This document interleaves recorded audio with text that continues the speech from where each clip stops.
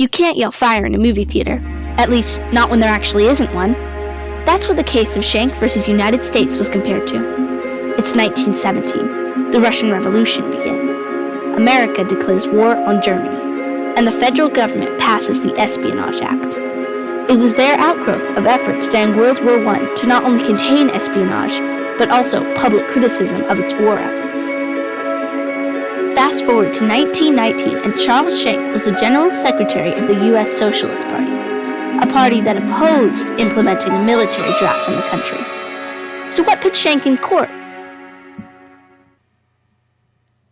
His party distributed some 15,000 leaflets that encouraged men who were drafted to refuse to serve in the military.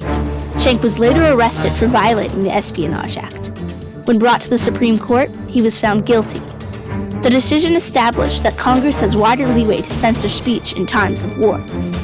By getting so many soldiers to leave the war effort, Schenck and his Socialist Party could have prevented us from winning the war, leading to fatal consequences.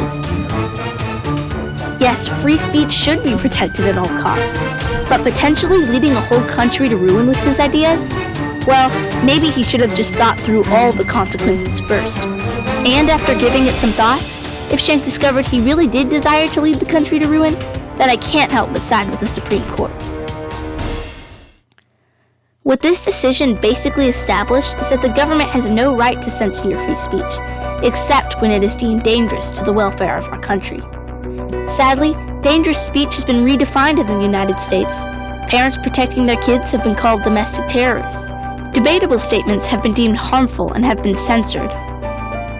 Justice Holmes acknowledged that the letter may have been protected by the Constitution in many places and in ordinary times, but judged that the writing style depended upon the circumstances under which it is done. This case is quite confusing, isn't it? I believe the court's ruling is justified in this case. Of course, it did set a precedent, but with all the people that come and go in the Supreme Court, their interpretations of dangerous speech will be different.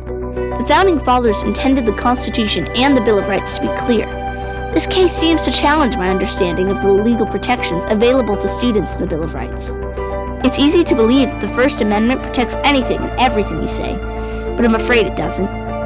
Categories of unprotected speech include slander, biting words, obscenity, and sedition. Overall, I think anyone can understand wanting to protect the things you love, like in this case, your country. Obviously, the court unanimously agreed that Schenck was a danger to society. Yes, sometimes speech can be dangerous, like when you don't check the facts and it leads people to actual physical harm. But more often, it can be used for good.